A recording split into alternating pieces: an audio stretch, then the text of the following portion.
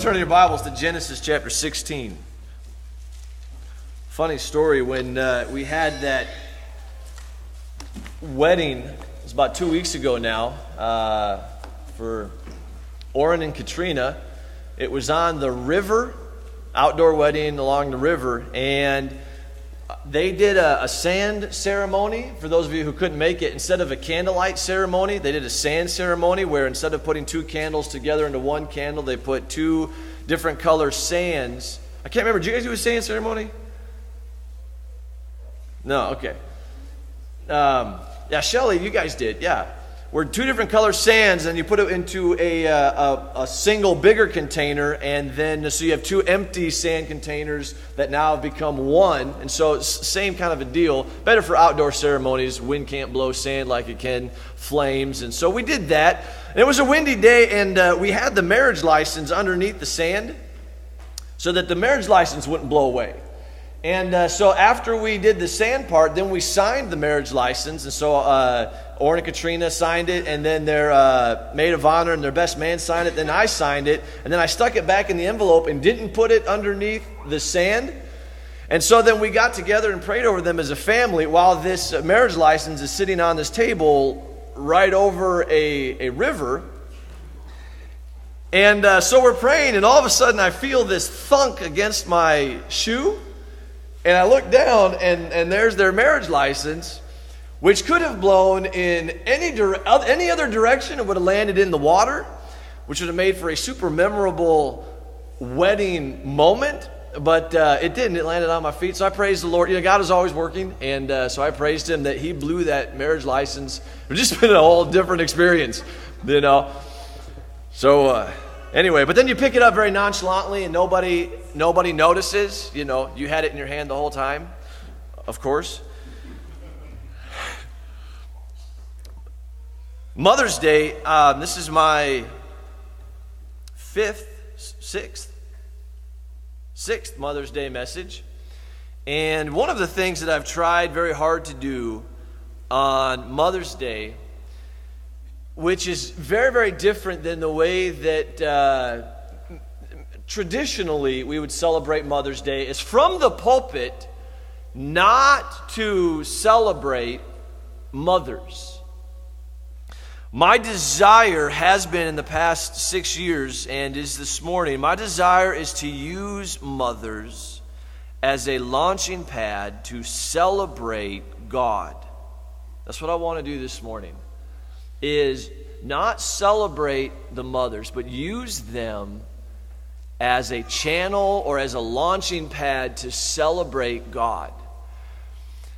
The Bible tells us in Exodus that we are to honor our father and mother, which is why we have Mother's Day and a Father's Day. But I agree with Rick. I think it'd be better to have maybe 2 Mother's Day and like half a Father's Day maybe, or something.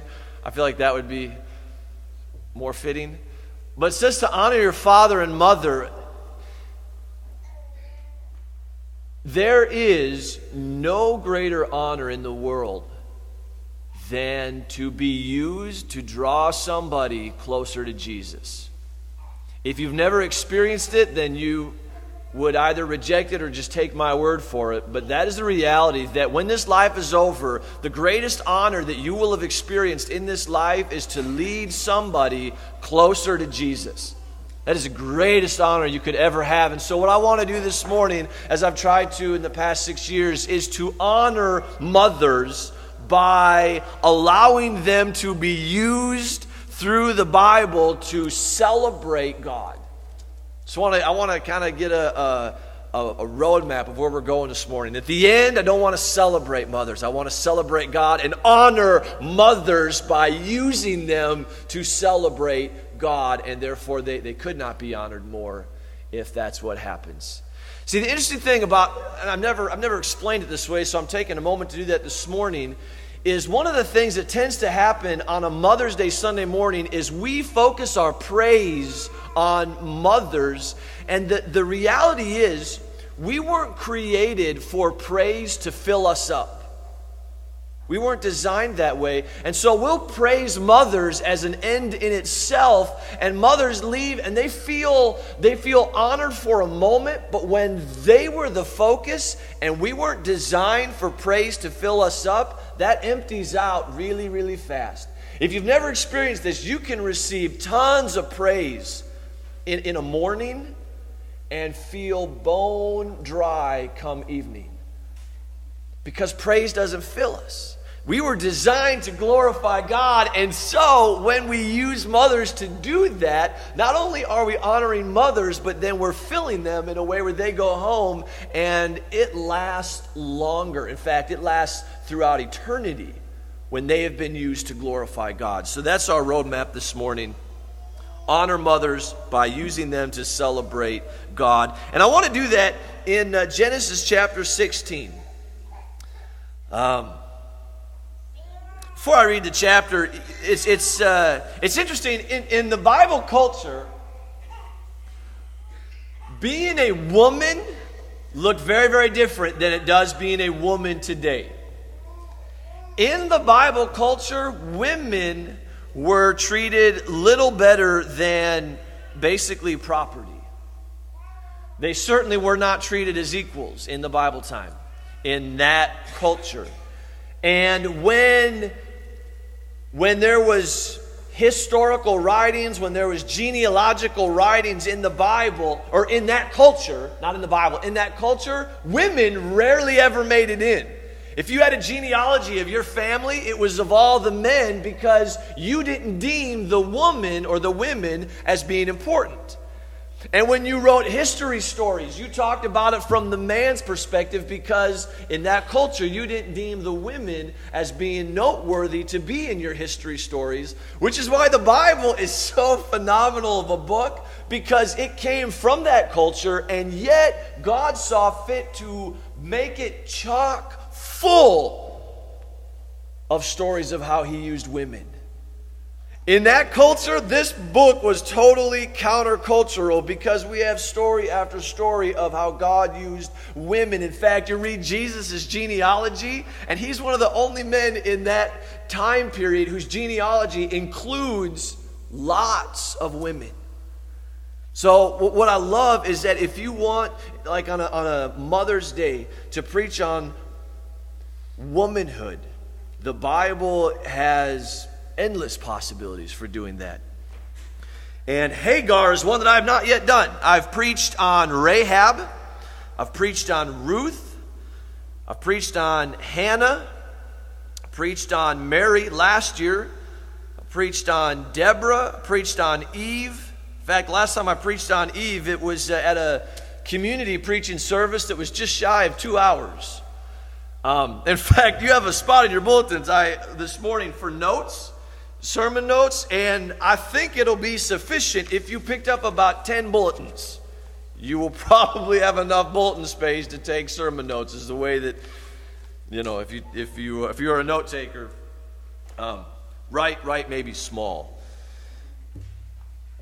Hagar this morning. Never preached on Hagar, and I'm very excited to use her to celebrate God this morning. Genesis chapter 16, verse 1. We'll read the chapter. It's short, 16 verses. It says, "Now Sarai, whose name would later be changed to Sarah, Abram's wife, whose name would later be changed to Abraham," so this is Abraham and Sarah, "she had borne him no children. And she had an Egyptian maidservant whose name was Hagar." Some context here. They had no children. Not only was this a bummer in their culture, because children were huge in their culture, but this was an especially disappointing thing for their family, because God had promised to Abraham, or Abram, that his descendants were going to be like trying to count the stars. His descendants were going to be so many, uncountable, and yet Abraham is in his 80s and he has no children. So this is a cultural bummer, but then this is also a very personal bummer, because God has made you a promise, and his promise isn't made good yet. And you're getting pretty close to that age where kids aren't going to be a human possibility anymore. And so then in verse 1, the writer introduces a woman whose name was Hagar, which is very interesting that she makes it in the Bible at all, because she shouldn't be here. You read it, Hagar was from where? She was from Egypt. Abraham acquired Hagar when he went to Egypt when he was not supposed to go to Egypt. Very, very interesting story that she makes it in. Abraham and Sarah were not supposed to go to Egypt, but times got tough. They didn't trust God. That was a recurring thing in Abraham's life. And so they went to Egypt and acquired this handmaid from Egypt that was then Sarah's maidservant. We could spend a lot of time talking about that, but just worth noting that Hagar is a part of this story that was drawn in through sin, basically. Verse 2, so I'm going to refer to them as Sarah and Abraham since we know them better. So Sarah said to Abraham, "See now, the Lord has restrained me from bearing children. Please go into my maid. Perhaps I shall obtain children by her." And Abraham heeded the voice of Sarah. First thing I want to say this morning is, men, we ought never to listen to our wives.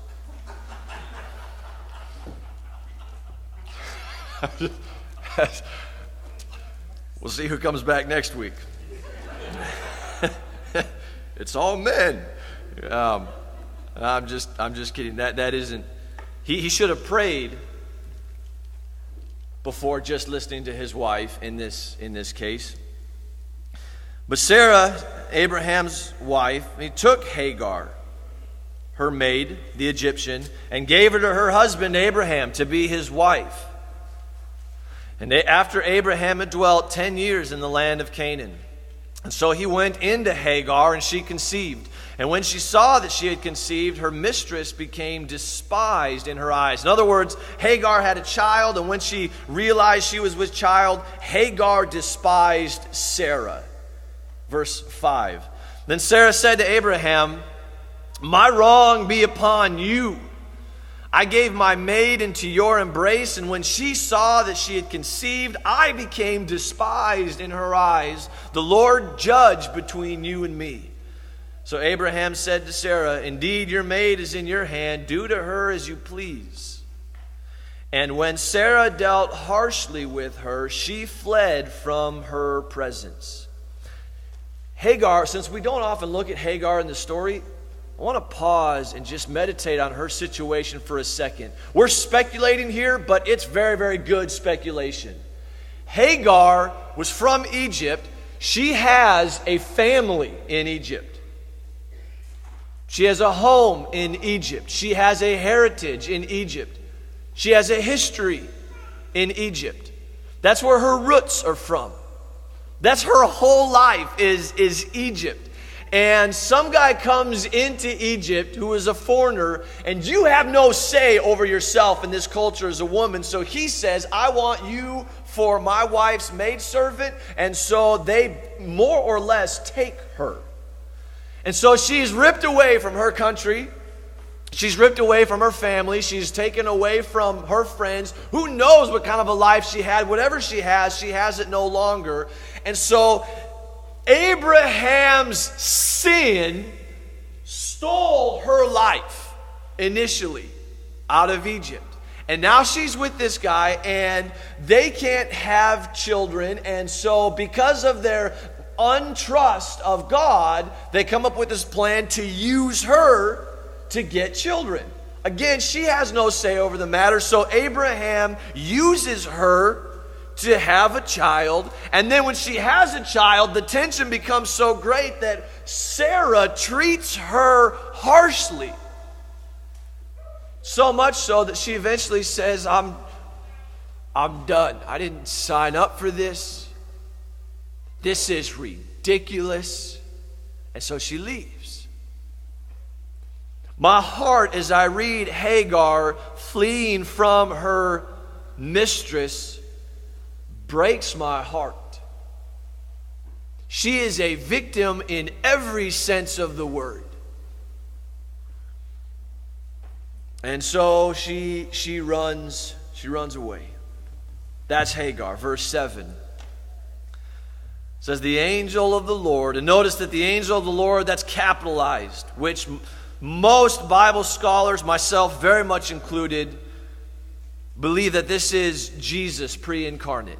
So Jesus, before he became fully man, fully God, this is Jesus showing up. And it says that he found her by a spring of water in the wilderness, and by the spring on the way to Shur.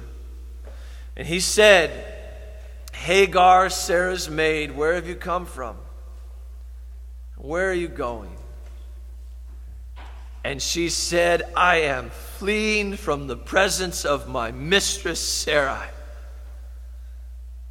And the angel of the Lord said to her, return to your mistress and submit yourself under her hand. And the angel of the Lord said to her, I will multiply your descendants exceedingly, so that they shall not be counted for multitude. Just pause and identify, she gets the same promise that Abraham got.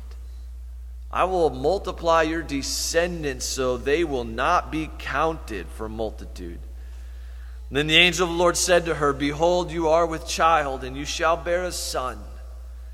And you shall call his name Ishmael. God picked that name because the Lord has heard your affliction.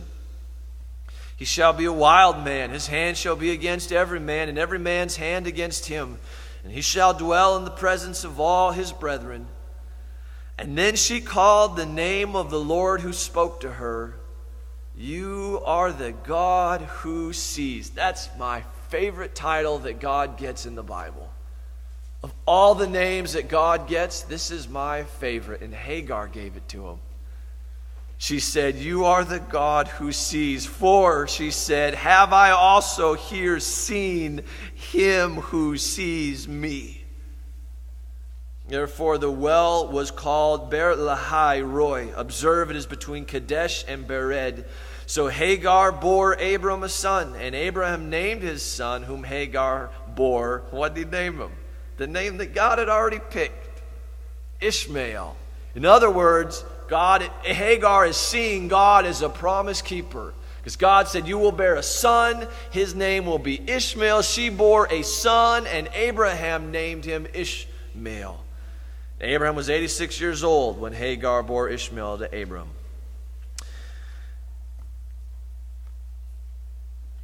I encourage you sometime, if you want to do a study on womanhood in the Bible, one of the things you'll find a host of things.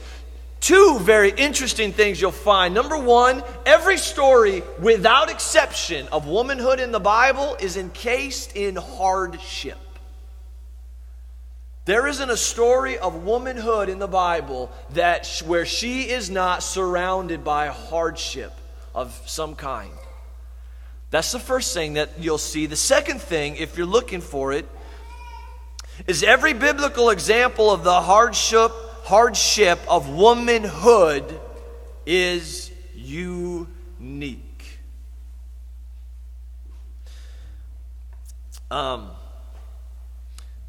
Getting personal, without getting personal, my wife and I adopted our 3 boys, like a week and a half ago. And 2 weeks ago. And one of the things that we learned, we adopted them through the foster care system. And one of the things that we learned through the foster care system in adopting our boys is nobody can identify with us. In fact, I was going through and cataloging a list of things that make our situation unique from the people around us the other day, and I came up with at least a dozen things in our life that are unique and compoundedly unique that make it so that nobody in our church family and nobody in our surrounding communities can identify with us. That is the fact, and yet the truth is, as we read through the stories of the Bible, what we find is that not only is every woman's situation hard without exception, but every woman's situation is uniquely hard.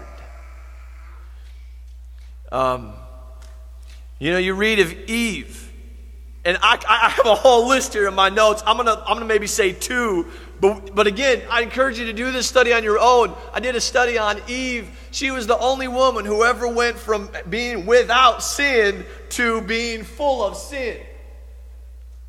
That's a huge, unique hardship that she went through. She was the first lady ever. I mean, you talk about responsibility. She was the first woman.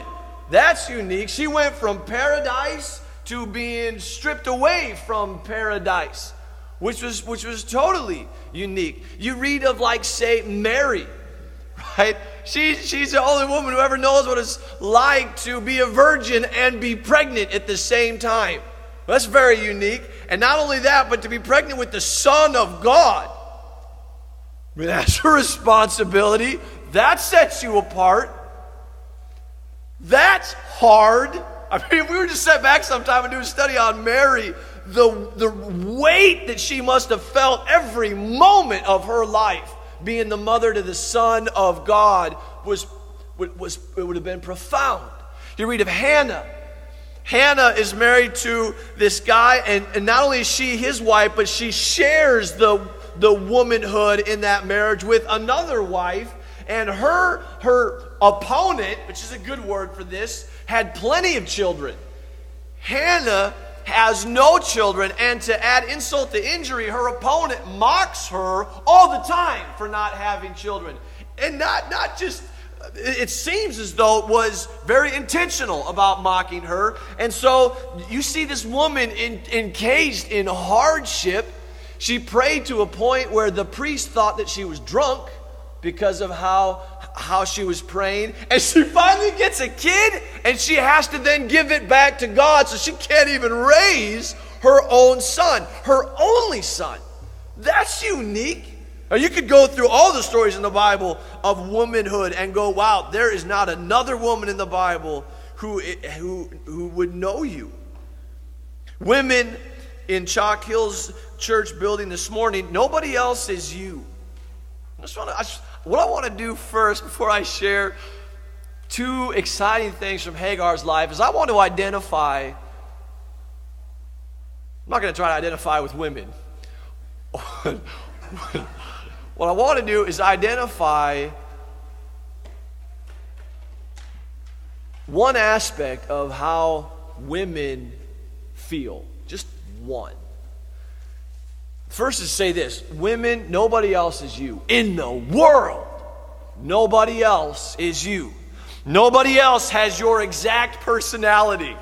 Not in your family, not in your church, not in your community, not in the world. Nobody has your personality. Nobody knows your personality experientially. Nobody else has your past. You're the only person in the world with your past. Nobody else has your relationship with your husband. Nobody else is the mother of your children. Nobody else has the relationship you have with your in-laws. Nobody. You're the only one who has your relationship with your in-laws. Nobody else has your exact combination of physical and emotional struggles. Nobody. Every woman, single, married, mother, has her distinctly different and unique personalities. And my guess is, you're sitting here this morning, you're hearing this, I want to just put it out in the open, that my guess is nobody around you has any idea how often you feel very much alone. That is my guess. You are so different. You are so unique. God made you that way. And God, that you are unique because God is not a copyist. He only makes originals ever. Never makes copies. So you're the only one of you, and because you're the only one of you, nobody around you, my guess, has any idea how often you feel alone. When you feel like no other women in the world can relate to you, here's why. It's because no other woman in the world can relate to you. How's that for brilliant insight? When you feel like no other woman in the world can relate to you, it's because no other woman in the world can relate to you. When you feel like nobody else in the world gets you, it's because nobody else in the world gets you.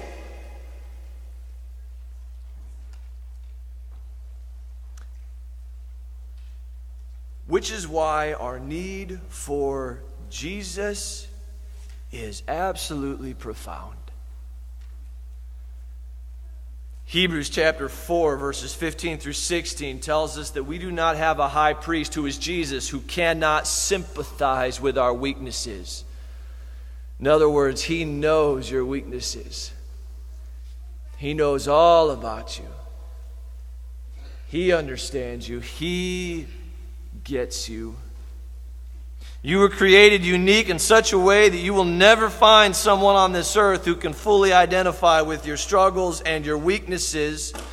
And when you find that nobody else in the world really understands who you are, that is not the time to look at people and go, you're all pathetic. Because you don't get me. That's not the time to do that. That's the time to go, okay, I'm going to look at Jesus and I'm going to go, wow, you are so precious. It's not that you're pathetic, because nobody here gets me. Nobody. Nobody here will ever get Jeremiah. But I don't look at you, at least this is my prayer, I don't look at you and go, you are all pathetic.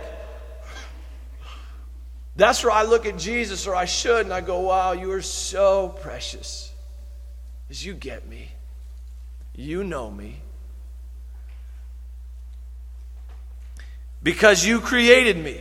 He created you. That's what John chapter 1 verse 1 says. Jesus, the Word, became flesh and dwelt among us. But before it says that, it says he was in the beginning with God, creating everything. All that was created by Jesus. And so Jesus created you. He designed you. He watches over you. Jesus knows you.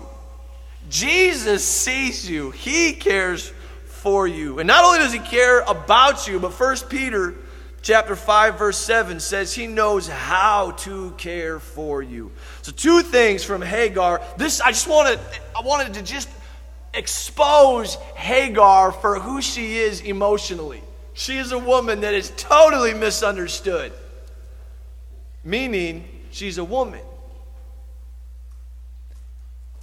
This would be the same for guys, but Mother's Day, so we're speaking directly to women. I want to share two things. One is a promise, and one is a calling. I would title the message, Hagar and Jesus. First, the promise we see in verse 7 and verse 13. It says, now Jesus, or the angel of the Lord, found her.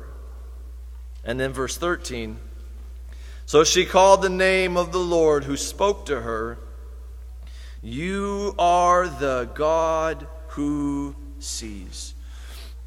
The promise is that God sees you.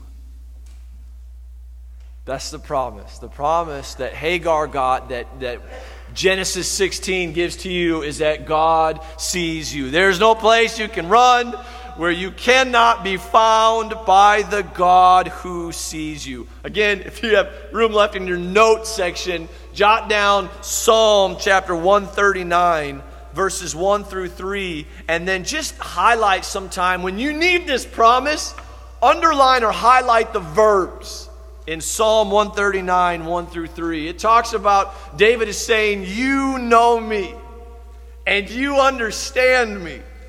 You comprehend me. You are acquainted with me. You get me.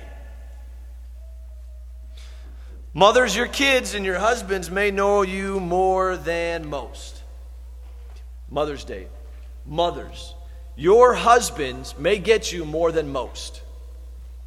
Maybe they don't. I don't know. It's the idea. It should be. Your husband should get you more than most. Your kids may get you more than most. We may understand you more than most. We will be acquainted with your ways more than most.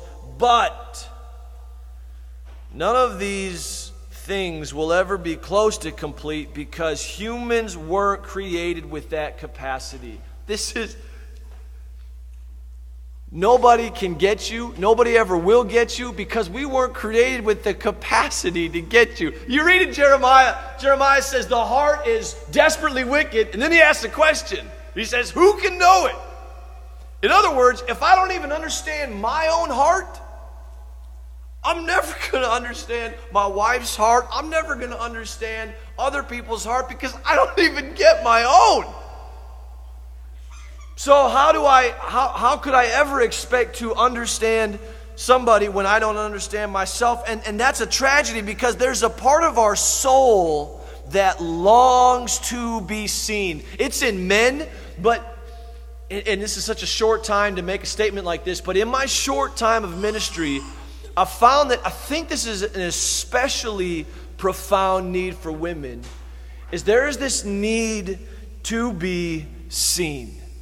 And not just visually, but to be known, to have somebody to empathize with you or to embrace you on a not just with arms, but to embrace you on a I understand you kind of embrace. There's a huge longing in a woman's soul for that kind of a relationship. And why that's tragic on our experience is because that kind of an intimate relationship that we long for doesn't exist on a horizontal plane. We get close and we get tastes of that, like in a marriage. My wife knows me more than any of you will ever dream of knowing me, and I know her the same more than any of you will ever dream of knowing her, but even that knowing is so far away from what she needs and what I need. Because that kind of need, and it's a real need, but it doesn't exist here. That you can't find it here. Our longing to be seen can only be found in Christ Jesus. Wives, when you look at your husbands, if you are looking for someone to lead you to Jesus, to walk with you on the road that leads to Jesus, to enjoy Jesus with you, to worship Jesus alongside of you, there is hope for that. If you are looking at your husband to be what only Jesus can be, there is no hope for that. And this isn't a sad message. This is actually, in my opinion, this is a super liberating message. Let me just give you one example, and then we'll close with the calling. But say you have a wedding ring. I'm going to speak to the women, and you've got a wedding ring. Let me just speak to womanhood. So I'm gonna drop and go generic from mothers to womanhood. So it's not a wedding ring, it's just a ring. And you have this, you know this ring exists. You know it's real, you know it's profoundly precious, you long for this ring, but you can't find this ring. And so I enter the room, and let's say it's my wife, for example, and she's looking for this ring in the laundry. But I know the ring isn't in the laundry, it's in her jewelry box. And so I come in and I go, hey babe, you're never going to find that ring in the laundry. It's in your jewelry box. And now how could she respond? She could respond by saying, well, you're such a wet blanket because it's not here and I'm looking here and you're telling me that all of my looking, I'm never going to find it here. What a downer of a message. And I'm saying, No, but it's actually liberating because the ring's just right over here. You can save yourself all this looking and digging and go to the jewelry box because that's where the ring is at. And I say it to women, just because that's the day that we're celebrating, you're never going to find that relational craving that is very real and God created in your soul on a horizontal plane. You'll never find it. You'll get taste, but you'll never find it. So if you feel dissatisfied, like my marriage isn't everything I thought it would be, well, that's because your marriage isn't supposed to be what you thought it was going to be. Or my kids aren't what I thought they were going to be. That's because your kids can't ever be what you thought they were going to be. It doesn't exist here. So you go, okay, I'll fold the laundry, and then I'll go to the jewelry box, and I'll get my ring there because that's where I know the ring is at. In Jesus, you are fully known and fully loved and always found. And the second one, the calling, which just is simple, is short. It's verses 8 through 10, where God says, Jesus, the angel of the Lord, says to Hagar, where are you going? She says, I'm running away. And then verse 9, the angel of the Lord said to her, return to your mistress. Those are profound words. And submit yourself under her hand. And then he gives her promises when she does that. So the calling would be, don't run from your problems, which is huge. Though life is hard, God has promised to do something great for His glory through our hardships. And I don't know what the hardships in your life are. In fact, I would guess that nobody does except for you. But you know what they are. Maybe your hardship is your marriage. Maybe your hardship is children. Maybe your hardship is your in-laws. Maybe your hardship is the culture that you're living in right now. Maybe there's a hardship that exists in your church, and it's a hardship. Maybe hardship is your friends. Whatever your hardships are, what I want to do is identify the women in the Bible would come alongside all of you women here and affirm your hardships are intense. We're not going to downplay your hardships. Your hardships as a woman in a man's world are profoundly intense.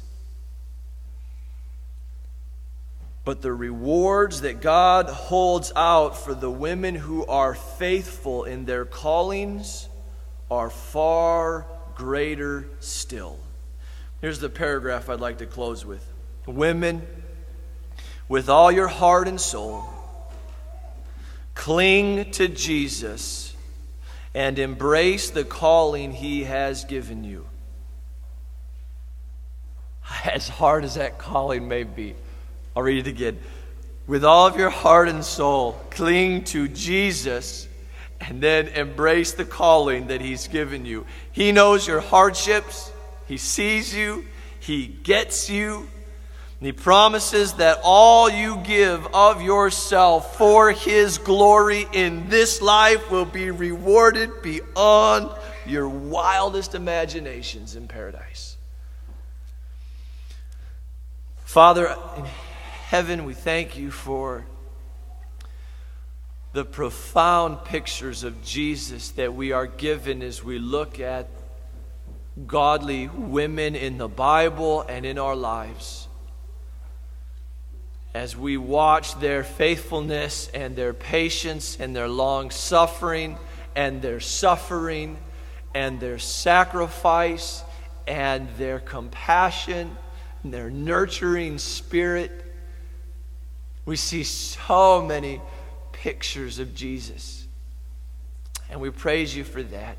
Father, I pray with all my heart for the women in this place this morning that You would remind them, or maybe for the first time, that You would show them that You get them because You designed them, You created them, You died for them, You rose again for them, You love them with an everlasting love, and so You see them when nobody else sees them. You do.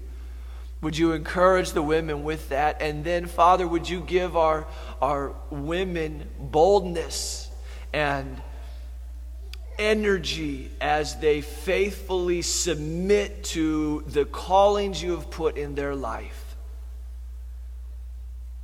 so that when this life is over, oh, how they may have glorified you and the rewards that they will experience for all of eternity because of their faithfulness. So, Father, we honor women and we celebrate Jesus. In Jesus' name we pray. Amen.